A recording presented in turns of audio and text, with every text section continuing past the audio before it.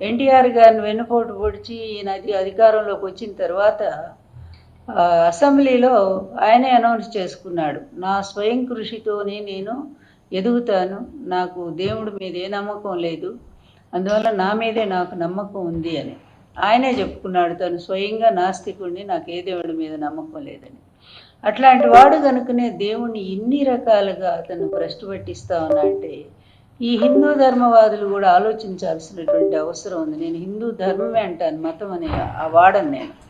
ధర్మం అనేది సమకాలీనమైనటువంటిది, సార్వకాలీనమైనటువంటిది, అందరికీ వర్తించేటువంటిది. అందువల్లనే ఈ ధర్మాన్ని భ్రష్టు పట్టించడానికి ఈరోజు బీజేపీ కొంతమందిని ఉపయోగిస్తూ ఉంది. అది ఈ రాష్ట్రంలో ముఖ్యంగా ఆంధ్రప్రదేశ్లో జరుగుతున్నటువంటి అన్యాయాలు, అక్రమాలు, దేవుడి పేరుతో జరుగుతున్నటువంటి ఇవి చూస్తూ ఉంటే అసలు ప్రత్యక్షంగా ప్రకృతి ఎంత ప్రకోపం చేస్తూ ఉందో కనిపిస్తూనే ఉంది కదా మనకి. ఈ అడుగు పెట్టారు ఆ రోజు కూడా అంతే. అతను 2014లో వచ్చినప్పుడు 40 గుళ్ళకు అసలు ఏమాత్రం కూడా నిర్భీతిగా, అంటే దేవుడు అంటే భక్తి భయము ఇలా అతనికి ఏమి లేవు కనుకనే అంత నిర్భీతిగా 40 గుళ్ళు కూలగొట్టేశారు. అయినా కూడా బీజేపీ అతను చాలా గొప్ప నాయకుడు అనుకుంటూ అతనితో స్నేహం చేస్తూ ఉన్నారు.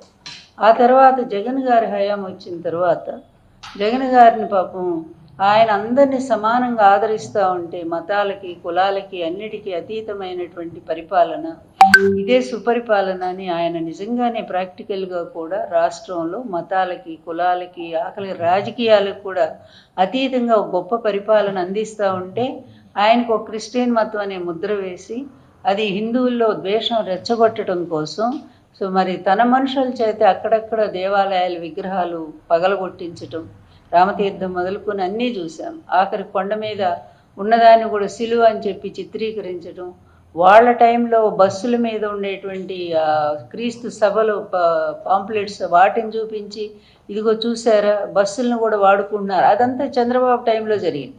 అవి కూడా ఇట్లా ఈ ప్రతిదీ కూడా జగన్మోహన్ రెడ్డి గారి మీద నెట్టేయటానికి ఇతను చేసిన ప్రయత్నం మామూలుగా లేదు.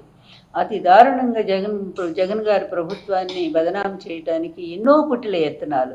ఇతనికి దేవుడి మీద భక్తి, మతం మీద ఒక నమ్మకము, విశ్వాసము ఉంటే ఇన్ని పాప పనులు చేస్తారండి. ఇన్ని రకాలుగా అన్నిటినీ మించి మహాఘోరం మహాపాపం ఏంటంటే తిరుపతి లడ్డు.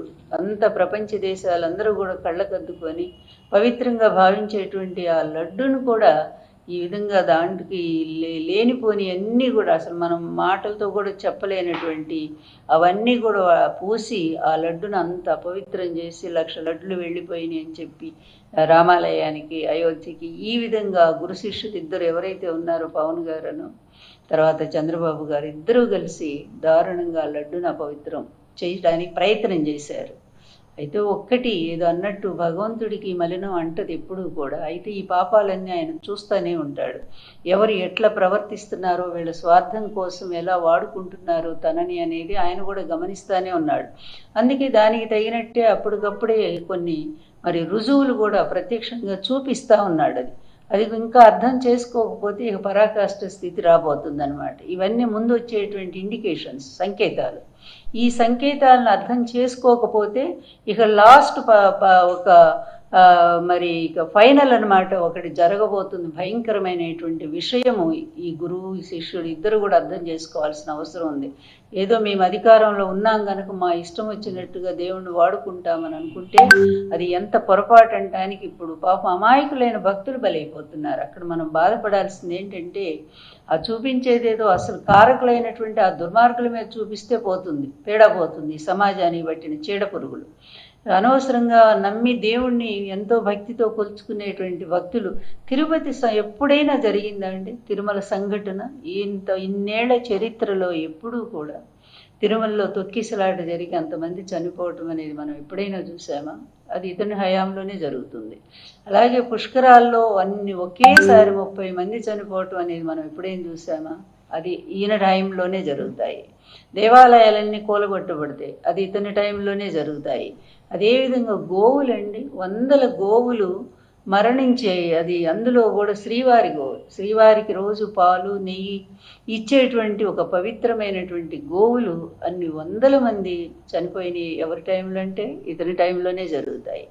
అన్నిటినీ మించి నిన్న చూస్తే అసలు మరి సింహాచలం అంటే నిజరూప దర్శనం అనేది భక్తులకి అదొక చాలా ఇదిగా భావిస్తారు, మహాభక్తిగా భావిస్తారు. ఆ స్వామి వారిని నిజరూప దర్శనం చేసుకొని పునీతులు అవ్వాలి అని వేలాది మంది భక్తులు ఎంతో ఆశతో తెల్లవారుజామున లేకపోతే రాత్రి నుంచి కూడా పాపం క్యూలో నిలబడి వాళ్ళు స్వామి దర్శనం కోసం వస్తారు.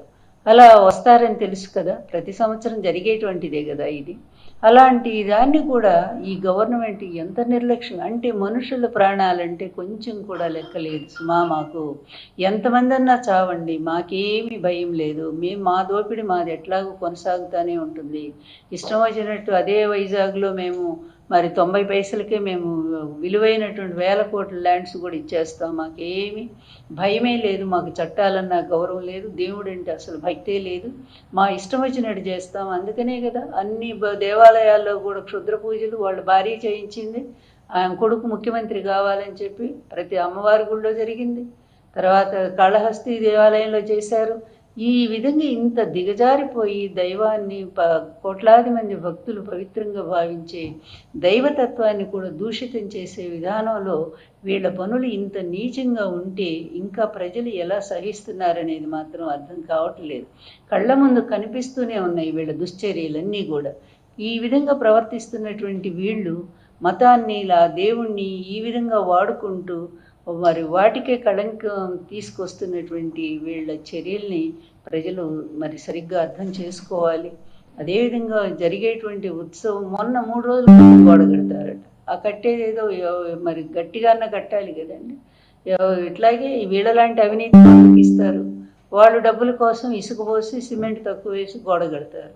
పాపం అమాయకంగా భక్తులు ఆ దైవ దర్శనం చేసుకోవాలని వెళ్ళి ఆ క్యూలో నిలబడి ప్రాణాలు పోగొట్టుకుంటారు. ఏమిటండి ఈ దారుణం. అందుకే భారతం ఒక మాట చెప్తా ఉంది, ఇది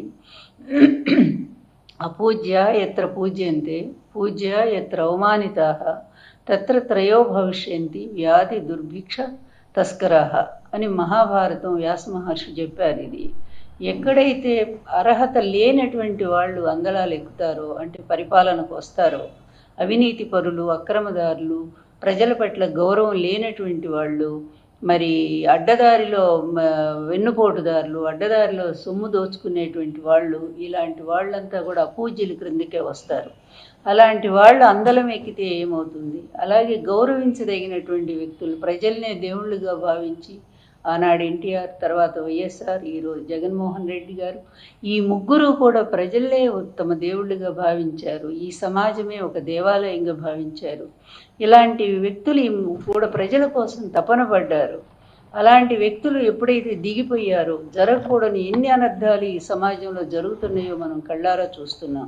అందుకే అపూజ్య ఎత్ర పూజ్యంతి పూజ్య ఎత్ర అవమానిత తత్ర త్రయో భవిష్యంతి వ్యాధి దుర్భిక్ష తస్కరాహ. కనుక నిజంగా గౌరవించదగిన వ్యక్తులు అధికారానికి రాకపోయినా ఇలాంటి అపవిత్రులంతా కూడా వచ్చి అధికారానికి వచ్చి మరి దోపిడీ చేస్తూ ఉంటే, అందువల్ల అప్పుడు ఏం జరుగుతుందంటే సమాజంలో ఇలాంటివే జరుగుతుంటాయి. మంచి మంచి వాళ్ళంతా కూడా పాపం అకాల మరణాలు జరుగుతాయి. ఎంత బాధేస్తుందో, ఒకే కుటుంబంలో 4 చనిపోయారట. పాపం ఎంత దారుణం అండి. అలాగే దాదాపు 100 మంది ఇంజర్డ్, గాయాలైపోయి లబోదిబో స్వామివారి దర్శనం ఏమో నిజంగా హాస్పిటల్ దర్శనం చేయాల్సినటువంటి దుస్థితి. ఎవరు దీనికి కారకులు?